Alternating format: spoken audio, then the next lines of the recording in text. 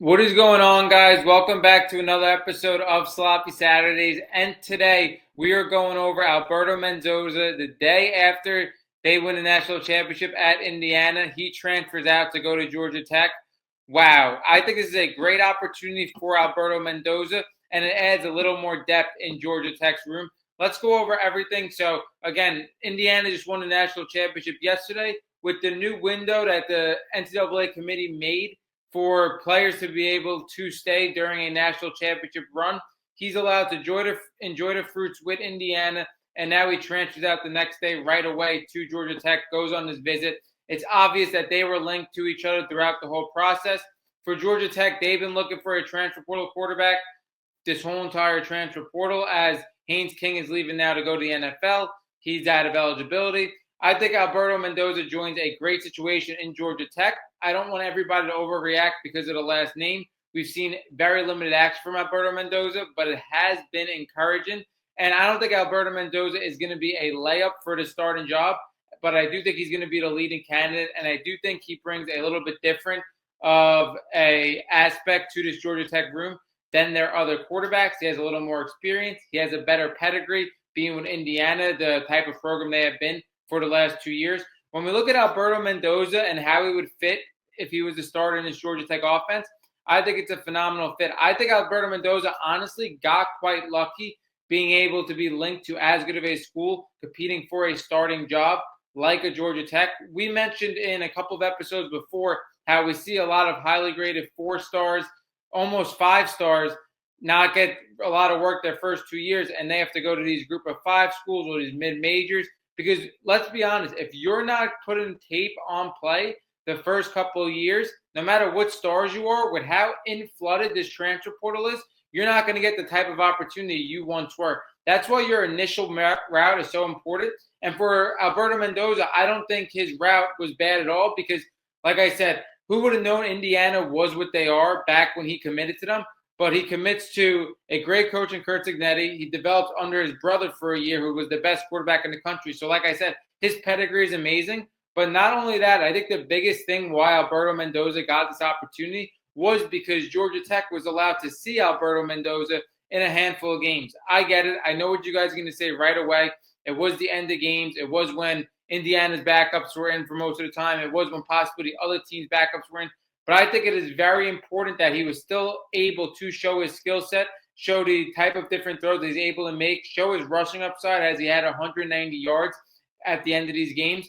I think that's very important. I think being able to have at least a little something on tape along with this pedigree is what made Alberto Mendoza get this opportunity. Now, when you look at Georgia Tech's room, Alberto Mendoza, like I said, I believe he adds something different in this room, because this room is all built on redshirt freshmen, redshirt sophomores, everybody who hasn't played. The only person who has played in this room is Graham Knowles, and he only had like 84 yards in one game.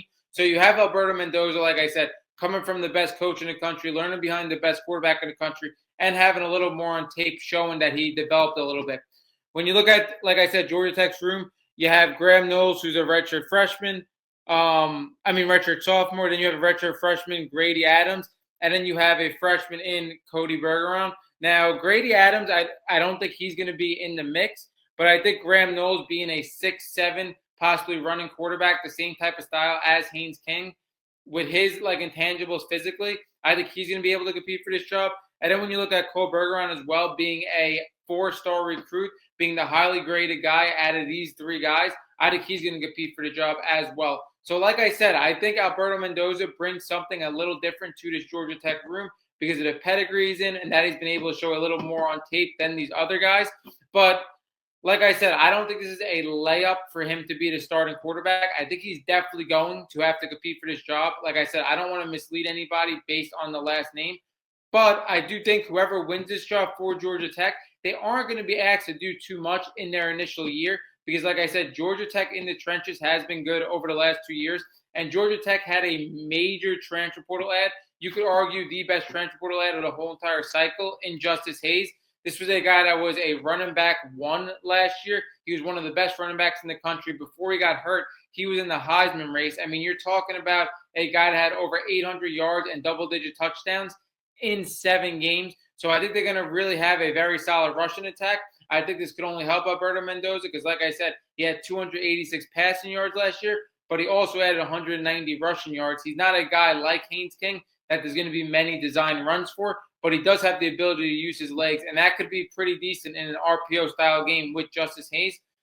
Like I said, for Alberto Mendoza, I think he got very lucky based on the team he committed to initially, them being such a powerhouse, him learning under a coach that's as highly regarded as you could get in college football, and being under his brother, who was the best quarterback in college football. I think this pedigree was able to land him a pretty solid opportunity at Georgia Tech. Drop down below what you think if Alberto Mendoza is going to win this job at Georgia Tech.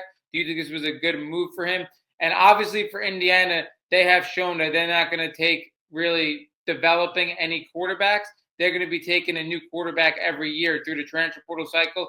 We've seen Curtis Rourke the year before last. Then we see Fernando Mendoza. Now we see Josh Hoover. We see 3 quarterbacks in a row for Indiana. So, again, like I said, they're going to be using the transfer portal for their quarterbacks. They're not going to be developing guys. But I think Alberto Mendoza developed nicely with Indiana, and he puts himself in a nice opportunity. Like I said, drop down below your thoughts, and Sloppy Saturdays is out.